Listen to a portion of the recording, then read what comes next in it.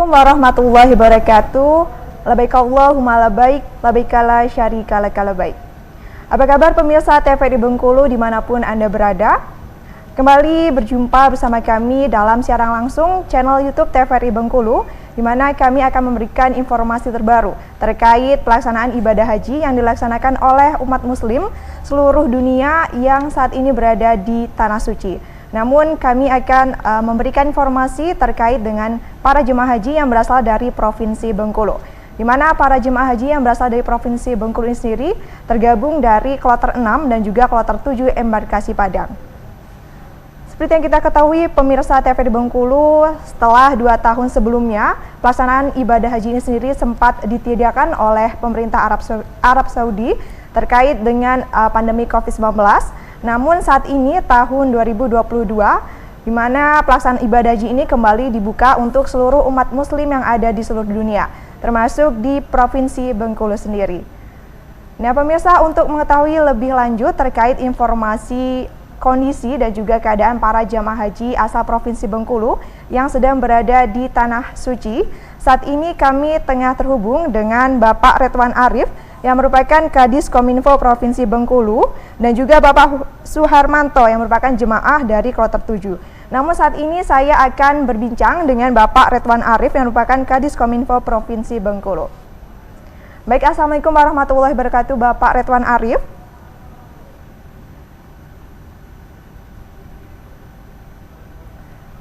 Assalamualaikum warahmatullahi wabarakatuh Bapak Redwan Arif. Waalaikumsalam warahmatullahi wabarakatuh. Bagaimana kabarnya hari ini Bapak? Alhamdulillah, kabar sehat walafiat. Insya Allah ke depan juga tetap dalam keadaan bugar dan sehat walafiat harapan kita. Amin, amin, rabbal alamin. Baik Bapak, untuk hari ini sendiri Bapak bagaimana dengan kondisi di sana Bapak?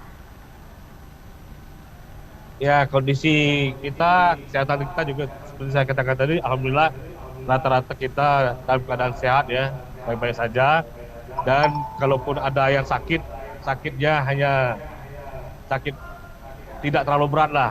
Walaupun tim medis kita ini banyak juga didatangi oleh jemaah yang mengeluh, flu, sakit kepala, agak pusing-pusing. Itu hal yang biasa. Itu karena cuaca, karena situasi cuaca kita memang jauh beda dengan situasi kita di Indonesia. Jadi ini karena saat ini secara umum kita sehat walafiat. Alhamdulillah, tentunya harapan dari kita untuk para jamaah haji bisa selalu sehat ya Pak ya untuk melaksanakan ibadah haji. Baik Bapak, terkait dengan rangkaian kegiatan yang telah dilaksanakan, karena kita tahu ya Pak ya kurang lebih hari Sabtu dan juga hari Minggu kemarin para jamaah sudah tiba di Mekah ya Pak ya. Lalu setibanya dari Mekah hingga hari ini, mungkin rangkaian ibadah yang telah dilaksanakan oleh para jemaah sendiri bagaimana Bapak?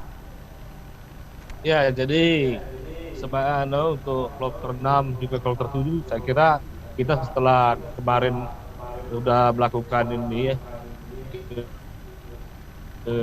tawaf di Makkah, mungkin dari Madinah kita ini mampir dulu di Bir Ali, kemudian itu sudah dari Madinah sudah pakai ihram itu, kemudian mampir di Bir Ali, kemudian langsung ke Makkah, sampai di situ siang. Dan kalau kloter 6 sekitar jam 1, jam 2 lah, jam 1, setengah 2 sampai di Makkah dan langsung mampir di hotel. Di hotel kita istirahat sebentar, kemudian malamnya jam 10 kita langsung ke Masjidil Haram untuk melakukan tawaf tersebut. Kemudian diakhiri dengan setelah melakukan kegiatan tawaf, diakhiri dengan kemudian sa'i ya, kemudian diakhiri dengan tahalul. Nah setelah itu kita pulang ke hotel, pulang istirahat. Selanjutnya kita melaksanakan ibadah rutinitas. Dan ibadah kita menunggu nanti tanggal 8 Zulhijjah, tanggal 8. Jadi kita sementara ini melakukan sholat bagaimana sebaik-baiknya kita bisa sholat di Masjidil Haram.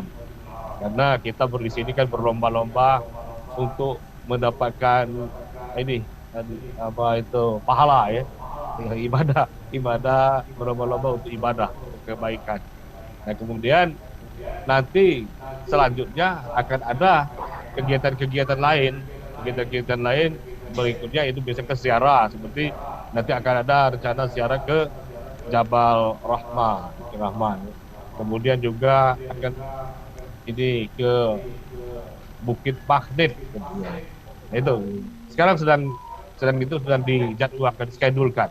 Namun secara rutin kita melakukan sholat berjamaah, dan jamaah dengan bersemangat mereka berbondong-bondong datang ke Masjidil Haram dengan, walaupun alhamdulillah pelayanan dengan pemerintah luar biasa ya. Kita disiapkan mobil angkutan bis yang pakai bendera Indonesia merah putih dengan logo 4, kemudian dasar anunya hitam. Jadi itu khusus untuk orang Indonesia. Jadi siap beli tempat dia mangkal di depan hotel tempat orang Indonesia. Nanti kalau ada penumpang dia langsung pergi ke Masjidil Haram. Kalau ada penumpang dari Masjidil Haram ke hotel langsung diantar. Alhamdulillah sekali, kita luar biasa. Ini pelayanan pemerintah saat ini terhadap jemaah haji. Oke, alhamdulillah, berarti memang untuk rangkaian ibadah yang telah dilaksanakan oleh para jemaah haji memang cukup banyak ya Pak ya. Terlebih lagi juga didukung dengan fasilitas dari pemerintah, termasuk ada transportasi ya Pak ya untuk menuju ke Masjidil Haram. Dan untuk sejauh rangkaian ibadah yang telah dilaksanakan sendiri, terdapat kendala Pak terkait dengan rangkaian ibadah yang telah dilaksanakan? Sampai saat ini alhamdulillah tidak ada kendala yang terlalu berarti. Nah, paling-paling kalau kendalanya itu hanya kadang-kadang manusia schedule agak molor dikit misalnya, itu suatu hal yang biasa. Namun tidak mengganggu jalannya pelaksanaan ibadah tersebut. Dan terus terang sampai saat ini tidak ada kendala apapun. Semua proses berjalan dengan lancar, dengan aman dan tertib. Dan jemaah kita alhamdulillah, yang saya sangat ini tersentuh itu semangatnya luar biasa untuk melaksanakan ibadah ini.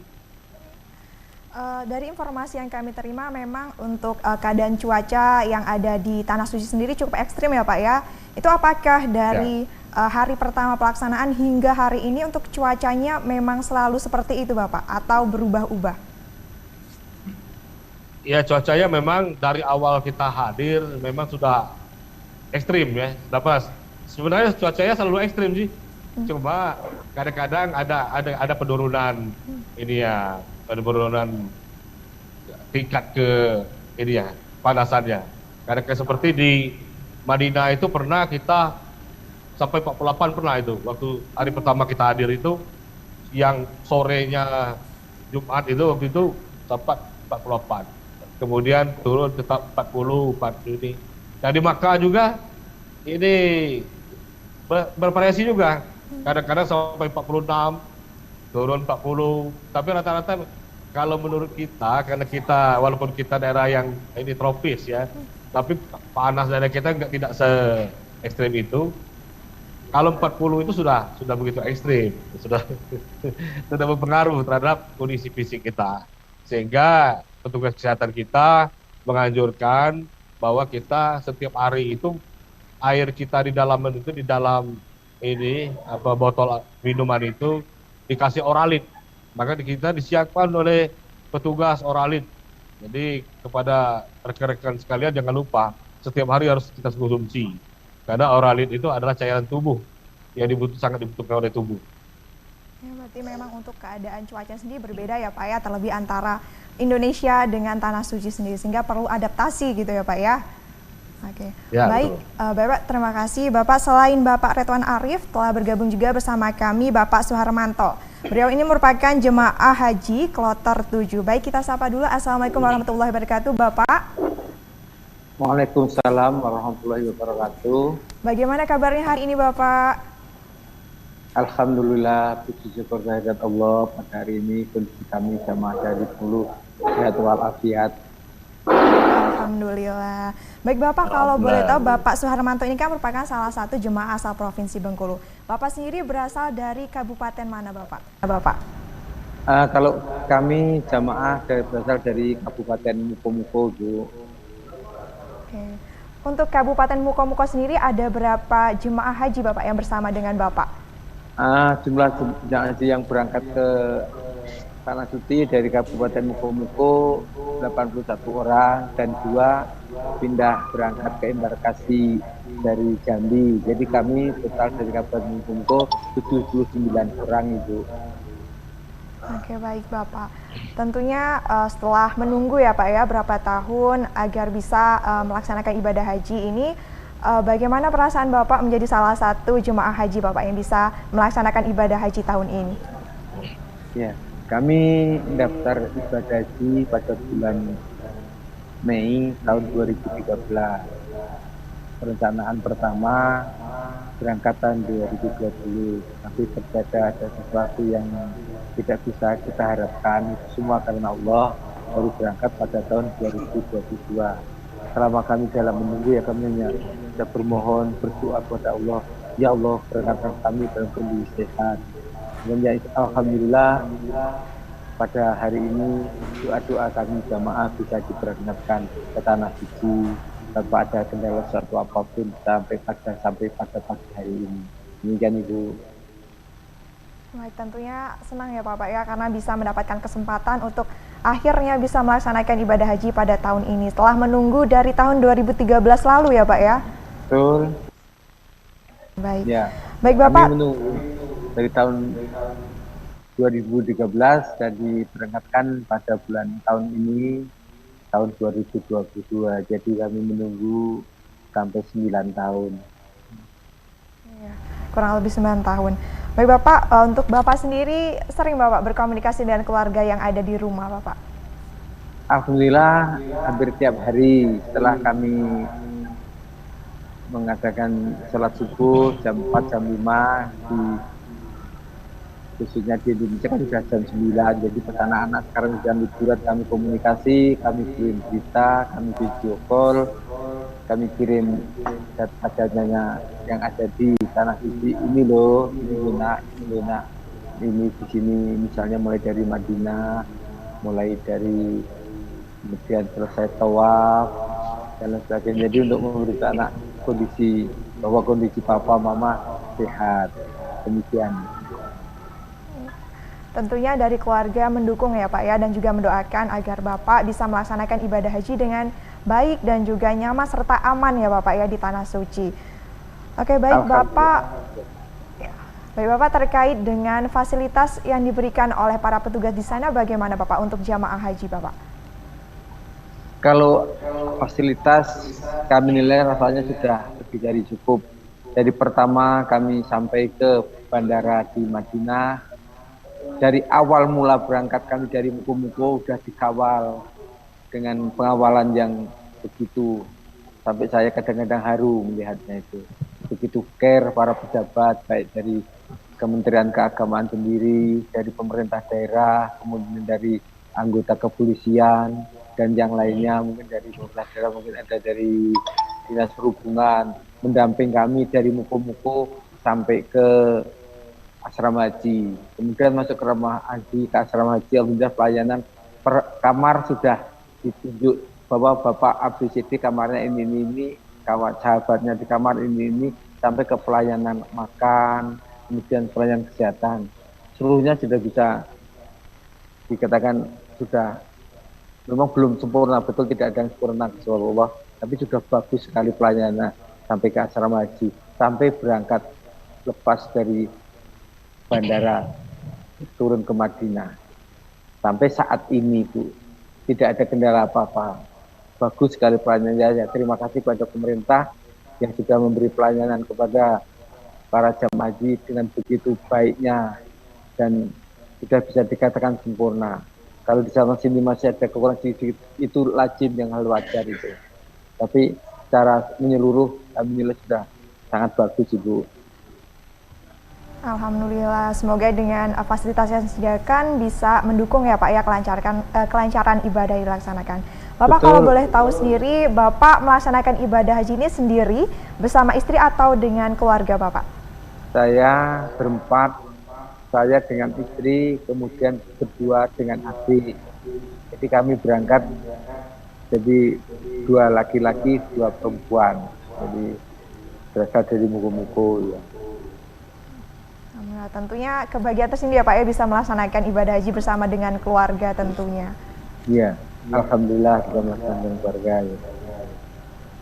Alhamdulillah. Bapak untuk saat ini sendiri kan memang untuk keadaan cuacanya memang ekstrim ya Bapak. Untuk Bapak sendiri untuk menghadapinya atau persiapannya agar tetap sehat sendiri bagaimana Bapak? Kalau secara pribadi ya mungkin karena kami kan sekarang itu sudah terkumpul satu kamar 3 orang. Kami mempersiapkan berangkat dari tanah air, kami sudah mempersiapkan multivitamin, kemudian dengan obat-obat yang akan perlu kita antisipasi seandainya muncul pilek atau flu, mungkin diare. Alhamdulillah kami siap. Kemudian kondisi memang sangat ekstrim di tanah suci ini, baik yang di Madinah maupun yang di Mekah. Rata-rata suhu interval antara 45 sampai 50 derajat Celcius. Dan sudah para jamaah sudah menyadari hal tersebut, maka sahabat-sahabat kami jamaah khususnya yang dari Bengkulu sudah pakai APD, pakai topi, pakai payung, dan pakai sprayer yang dari K2 KKP, kemudian untuk ibu-ibunya pakai kaos kaki, kemudian bapak-bapaknya sudah bagus pakai sendal, dan disarankan untuk tidak memakai pakaian-pakaian yang gelap. Kalau pakaian gelap kan menyerap panas nampaknya itu, jadi banyak yang memakai pakaian yang terang-terang.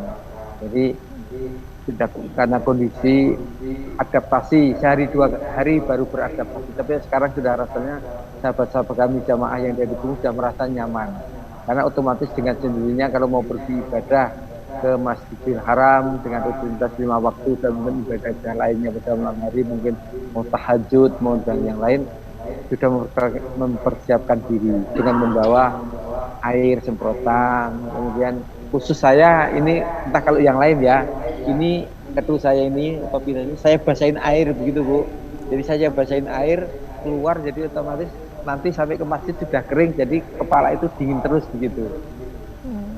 Untuk mengatasi salah satunya itu. Berarti memang ini ya Pak ya perlu persiapan ya Pak ya agar kondisi tubuh tetap baik dalam keadaan cuaca yang ekstrim. Lalu Bapak Betul. Untuk pelayanan kesehatan sendiri di sana bagaimana Bapak menurut Bapak sebagai jemaah haji Bapak? Kalau untuk pelayanan kesehatan kami rasa sudah dokter yang mengatasi khusus yang bertugas di bidang kesehatan sangat bagus, sangat care. Jadi baik itu misalnya dari jamaah itu ada yang sakit, yang sakit kurang sehat ya, itu pada siang, pagi, malam, kapanpun waktunya dia siap. Beliau siap ada di tempat. Jadi untuk memberi pelayanan, kalau menurut saya beliau sudah sangat optimal pelayanan. Jadi tidak memikirkan malam enggak. Jadi pagi, siang, sore, malam beliau siap untuk memberikan kesehatan, khususnya menjamin supaya kelancaran dalam ibadah haji tidak kendala dengan adanya sakit. Karena apa? Dengan adanya peralihan cuaca dan suhu otomatis harus beradaptasi, apalagi usia jamaah kita dari luar, kita sudah sepuh, sudah tua. Jadi Pak dokternya saya sudah sangat bagus pelayanannya. Saya sangat menghargai beliau dalam bertugas. Oke, baik Bapak, kita tahu ya Pak ya bahwa saat ini memang untuk pandemi COVID-19 masih terjadi ya Pak. Lalu untuk pelaksanaan ibadah haji di sana sendiri terkait dengan pandemi COVID-19 bagaimana Bapak? Oke, mohon diulang kembali Bu, kurang jelas Bu. Oke, baik Bapak, saat ini kan masih pandemi COVID-19 ya Pak ya.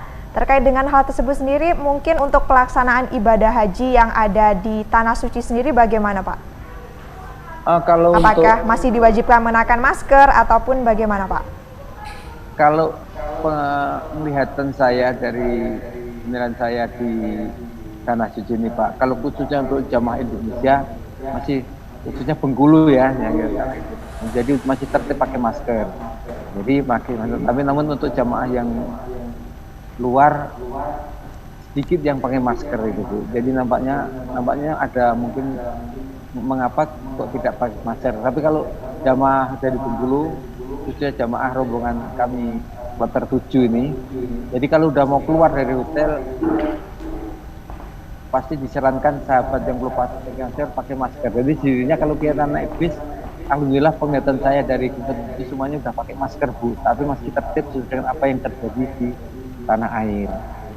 Jadi untuk pandemi COVID itu bukan karena ada pandeminya, tapi untuk preventifnya pakai masker, karena berkumpul dengan berbagai jamaah yang di penjuru dunia, mungkin dengan kondisi fisik, dengan kondisi yang bermacam-macam pengaruhnya, mungkin adanya ispa, adanya ini, memang waktu melaksanakan sholat itu sering terdengar batuk, terdengar pilek. Kemudian rata-rata jamaah yang kami nilai yang terutama dari grup dari kloter Bengkulu, alhamdulillah pakai masker masih, jadi masih mulai berangkat sampai pulang masih pakai masker. Ya. Oke, baik. Baik, terima kasih Bapak Suharmanto. Kali ini kita kembali lagi ke Bapak Retwan Arif. Halo Bapak.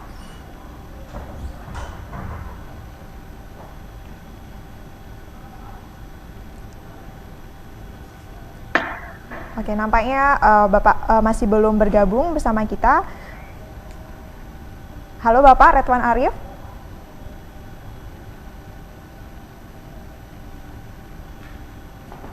Oke pemirsa, nampaknya memang masih belum bergabung. Seperti yang sudah dijelaskan oleh Bapak Suharmanto tadi, memang walaupun sedang pandemi COVID-19, tapi untuk pelaksanaan ibadah haji masih tetap berlangsung dengan baik. Bahkan tetap menggunakan masker di beberapa kesempatan. Semoga dengan adanya fasilitas yang diberikan, serta penanganan yang baik dari fasilitas kesehatan, serta para petugas yang membantu para jemaah haji, bisa membantu jemaah haji untuk melaksanakan ibadah di tanah suci dengan baik, serta nantinya bisa menjadi hajah dan juga haji yang mabrur. Amin Allahumma amin. Ya pemirsa, mari kita coba hubungi kembali Bapak Retwan Arif. Halo Bapak.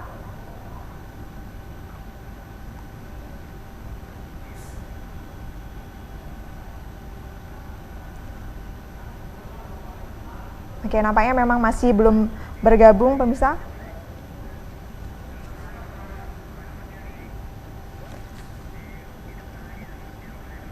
Halo Bapak, maaf sebelumnya Bapak boleh untuk suaranya Bapak untuk di-unmute dulu Pak. Ya Bapak, di HP-nya boleh untuk audionya bisa dihidupkan Bapak, karena di sini di-unmute ya Pak. Halo Bapak.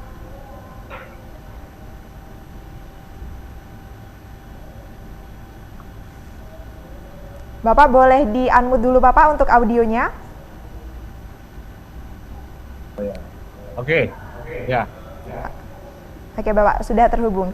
Ya. Baik Bapak, terkait tadi pandemi COVID-19 ya Pak, untuk dari pemerintah sendiri Bapak untuk membantu agar untuk pelaksanaan ibadah haji ini tetap berjalan dengan lancar, itu bagaimana Bapak?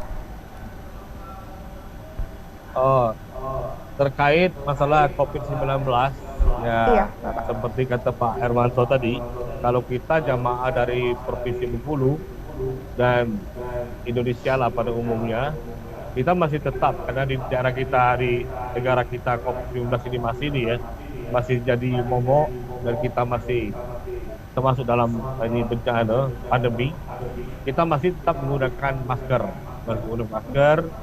Namun betul, walaupun baik di Madinah ataupun di Makkah sendiri, untuk dari jamaah-jamaah dari negara lain itu nampaknya tidak pakai masker. Tetapi terus terang kita katakan bahwa masker itu, betul kata Pak Suharmanto tadi, kita jangan hanya karena COVID-19, tapi kita kan mengadaptasi situasi cuaca yang begitu ekstrim ini. Kita memang harus pakai masker supaya kita terhindar dari penyebaran penyakit misalnya ispa ataupun penyakit flu yang mengganggu kita karena situasi panas yang luar biasa. Kemudian debu, ya, begitu banyak debu yang karena ini panas, maka kalau kita berjalan itu debunya kalau kita nggak pakai masker tentu saja akan bisa masuk ke pernapasan. Nah inilah yang akan mengiritasi saluran pernapasan atas bahkan sampai ke paru-paru nanti kalau kita nggak pakai masker. Kemudian masker sebaiknya memang masker kain karena masker ini bukan fungsinya selain untuk ini untuk keamanan dari debu dan ini juga bisa melembabkan ini udara yang kita hirup dengan disiram dengan air, kemudian sehingga udara yang kita hirup itu akan menjadi lembab. Nah, karena kenapa udara yang begitu panas itu masuk ke paru-paru kita juga sangat berpengaruh dengan kesehatan kita. Jadi kalau saat ini di sini kita tidak perlu terlalu ini ke masalah COVID-nya, tetapi bagaimana kita mengamankan diri kita dari dari debu, dari panas. Karena tadi panasnya betul kata Pak Hermanto. Seperti saat ini, kalau topi itu bagusnya memang disiram. Dan setiap saat juga masker harus disiram, karena nggak lama-lama kering lagi. Itu yang harus lakukan. Jadi anjuran pemerintah itu untuk tetap pakai masker itu sangat bagus. Dan kita sebelum berangkat ke ini Masjidil Haram kemarin memang dianjurkan tolong maskernya jangan ada yang tidak pakai masker untuk jamaah kita. Dan ini sangat positif untuk melindungi kita. Pakai masker saja kita sudah banyak yang terpapar flu dengan situasi panas yang ekstrim ini. Itu. Oke, baik Bapak, terkait dengan pelayanan kesehatan sendiri, Bapak, apakah ada para petugas yang standby di hotel atau penginapan, Pak? Ya, jadi di petugas kesehatan kita, alhamdulillah petugas kesehatan standby. Mereka nginap juga di hotel tempat jemaah ya. Dan kalau di Kloter 6 ini mereka buka poskonya di lorong tempat di hotel itu, di lantai tempat jamaah itu di lorong itu didirikan posko sehingga jamaah itu gampang, tidak perlu terlalu susah mencari petugas kesehatan.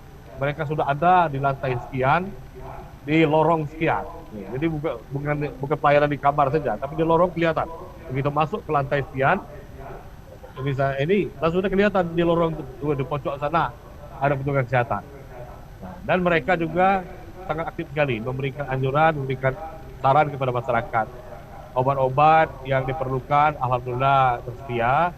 Selain ini jemaah sendiri sudah semuanya pada siap obat-obatan karena kita jemaah sebelum kita berangkat itu kan sudah didata apa yang sering biasa kita konsumsi obatnya, bagaimana kebiasaan kita kalau hipertensi apa yang harus diminum setiap hari. Kalau itu sudah siap. Untuk vitamin juga rata-rata sudah siap. Jadi obat yang ada di tim kesehatan kita memang sudah siap dan jemaah sendiri sudah siap. Sehingga kadang-kadang dokter itu hanya menyarankan minum itu Bu, minum itu Pak. Ya ada, ya silakan langsung. Seperti itu. Alhamdulillah para jemaah sudah proaktif kita sekarang itu proaktif ini untuk melindungi diri sendiri, untuk kesehatan diri sendiri. Ini suatu kemajuan yang luar biasa untuk jemaah kita Indonesia, Bengkulu terutama. Itu tidak ada satupun yang tidak punya bekal obat, saya lihat. Begitu. Oke. Baik Bapak, terakhir mungkin ada yang ingin disampaikan Bapak untuk sesama rekan jamaah haji, baik itu yang ada di Kloter 6 maupun Kloter 7, agar bisa melaksanakan ibadah haji dengan baik. Mungkin ada yang ingin disampaikan, silahkan Bapak. Baik, terima kasih. Jadi kepada rekan-rekan sekalian, para jamaah sekalian, kita sama-sama jamaah, yang paling penting kita kemarin Pak Gubernur kita, Pak Rohidin, mengatakan inti daripada ibadah ini adalah kepatuhan ya. Kepatuhan kita terhadap pimpinan. Jadi kepatuhan itu yang akan membuat kita jadi nyaman dalam beribadah. Jangan sampai ada yang tidak patuh dengan aturan-aturan yang ada. Misalnya ingin mendahului ataupun apa karena merasa lebih mengetahui segala hal. Nah itu kita lebih baik kita hindari. Karena inilah yang akan kadang-kadang membuat permasalahan. Kalau tidak ada masalah nggak masalah, tapi kalau ini bagus. Tapi kadang-kadang inilah sering ada terjadi masalah, misalnya ada kesalahan atau susah mencari di mana tempat ya. Kemudian untuk tadi untuk menjaga kebugaran fisik kita itu Oralit sudah disiapkan. Kita sendiri sudah bawa dan petugas kita pemerintah sudah menyiapkan Oralit. Setiap orang itu dikasih ini Oralit. Gunanya bukan untuk maintenance saja. Oralit ini mengganti cairan tubuh kita karena panas ekstrim ini. Tenaga kita itu, energi tubuh kita itu luar biasa diserap oleh situasi yang ada ini, sehingga cairan tubuh kita itu begitu ini rentan ya menjadi dehidrasi. Nah, untuk mengganti cairan itu maka kita rutin setiap hari itu minimal 1 bungkus Oralit kita minum. Tapi bukan minum Oralit yang 1 bungkusnya, dimasuk ke dalam air, yang pakai botol, nanti diminum. Nah, kadang-kadang inilah yang akan mengganti cairan tubuh kita sehingga kita tetap bugar. Nah, ini saya lihat itu memang banyak juga kawan-kawan jemaah Oralitnya kok belum ada, masih utuh. Nah, padahal kita semakin ini masih lama, kita ini masih sebulan lebih lagi nih jadi di Makkah ini. Dan kita tetap harus menjaga fisik kita sampai masa akhir nanti kita tetap bugar, itu harapan kita. Walaupun kita perlu dikit-dikit itu sudah biasa, tapi kita bisa kembali bugar lagi. Itu. Saya kira kemudian masker tadi tetap saja pakai masker. Karena tadi seperti kata Pak Hermanto, masker ini untuk melindungi kita dari debu. Kemudian untuk supaya udara yang kita hisap itu menjadi lembab, kita kasih air di masker sehingga udara yang masuk ke dalam tubuh itu udara yang sesuai dengan ini kita, tubuh kita. Itu. Saya kira itu harapan kita, dan tetap jaga kekompakan, tetap jaga nama baik Provinsi Bengkulu. Terima kasih. Baik, terima kasih Bapak Retwan Arief. Kemudian untuk Bapak Suharmanto mungkin ada yang ingin disampaikan untuk keluarga di rumah Bapak. Silakan.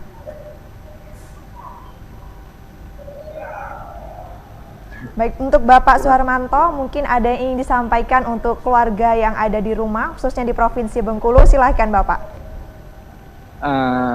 Kalau untuk keluarga yang ada di rumah, kami dari seluruh jamaah meminta doa semoga bisa melaksanakan rukun haji dengan sempurna dari mulai Arba'in sampai terakhir di Arafah dengan kondisi yang kesehatan yang paripurna, karena seluruh pelaksanaan ibadah haji memerlukan ketahanan fisik yang prima karena masih perlu perjalanan panjang yang harus dijalani, terutama nantinya itu di Arafah, di Mina maupun di Musdalifah, dan bisa beradaptasi di tanah suci ini. Dan untuk seluruh jamaah hanya minta doa restu seluruhnya jamaah yang di Indonesia kepada seluruh masyarakat Indonesia, semoga jamaah kita bisa berangkat dengan selamat. Alhamdulillah dengan selamat, walaupun banyak kloter yang belum berangkat dan nanti pulang kembali terakhir dengan selamat. Dan kami mengucapkan rasa terima kasih yang tak berhingga kepada pemerintah, adanya di Bengkulu Umrah Indonesia yang telah memberikan pelayanan haji yang begitu paripurna dari awal sampai saat ini, tidak ada halangan suatu apapun. Nah, itu yang sangat seluruh jamaah mengucapkan rasa terima kasih kepada pemerintah dan bersyukur kepada hadirat Allah Subhanahu wa taala bahwa kami bisa melaksanakan haji dengan baik dan atas dukungan pemerintah. Semua ini tidak siapa-siapa, tapi ini semua karena hidayah ridho barokah dari Allah untuk pemerintah Indonesia dalam proses haji, dan kami sebagai bersama bapak-bapak jamaah bisa melaksanakan ibadah haji dengan paripurna setelah 2 tahun kita tidak bisa melaksanakan karena terjadi suatu kendala yang sudah sama-sama kita ketahui. Jadi hanya sekali lagi saya mohon doa restu dari seluruh warga Indonesia dan seluruh keluarga yang terutama yang melaksanakan ibadah haji, semoga kami berangkat dengan selamat alhamdulillah dan kembali ke tanah air dengan selamat, dengan mendapat rezeki prediksi menjadi haji yang mabrur dan mabrurah. Demikian yang bisa kami sampaikan. Oke. Baik, terima kasih banyak Bapak. Sekali lagi kami ucapkan terima kasih kepada Bapak Ridwan Arif dan juga Bapak Suharmanto yang telah memberikan informasinya langsung dari Tanah Suci Mekah. Tentunya kami masyarakat Provinsi Bengkulu mendoakan agar seluruh para jamaah haji yang ada di Tanah Suci bisa melaksanakan ibadah haji dengan lancar, baik dan aman, dan tentunya nantinya bisa kembali ke tanah air dengan selamat. Sekali lagi kami ucapkan terima kasih banyak Bapak. Sama-sama. Ya pemirsa, itu tadi informasi langsung yang disampaikan oleh para jemaah haji yang berada di Tanah Suci. Nah selanjutnya kami memiliki satu video ataupun vlog dari kiriman Ketua Kloter 7. Mari bersama-sama kita simak, ini dia videonya.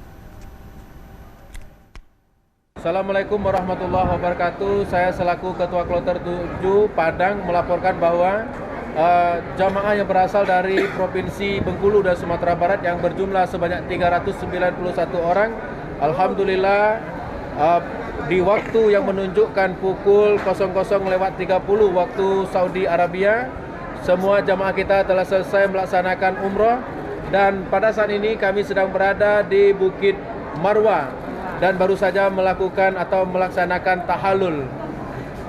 Kami mohon kepada Bapak Ibu, saudara-saudaraku yang berada di tanah air agar mendoakan seluruh jamaah haji yang berasal dari tanah air dan kaum muslimin semuanya di seluruh dunia, mendoakan agar jemaah kita diberikan kesehatan, kelancaran dalam beribadah serta memperoleh predikat haji yang mabrur. Amin. Alamin. Oke, baik pemirsa, itu tadi video kiriman dari Ketua Kloter 7 yang menjelaskan terkait dengan keadaan dan juga kondisi para jamaah yang ada di sana. Tentunya pemirsa, untuk mengetahui informasi terkait dengan perkembangan terbaru dari para jamaah haji asal Provinsi Bengkulu yang berada di tanah air, saksikan selalu untuk channel YouTube TVRI Bengkulu, di mana kami akan memberikan informasi terbaru dan juga akan berkomunikasi dengan para jamaah secara langsung tentunya melalui channel YouTube TVRI Bengkulu. Ya pemirsa, terima kasih atas kebersamaan Anda. Saya Vivi Dinda, mewakili seluruh kerabat kerja yang bertugas pamit undur diri. Terima kasih atas perhatian Anda. Wassalamualaikum warahmatullahi wabarakatuh.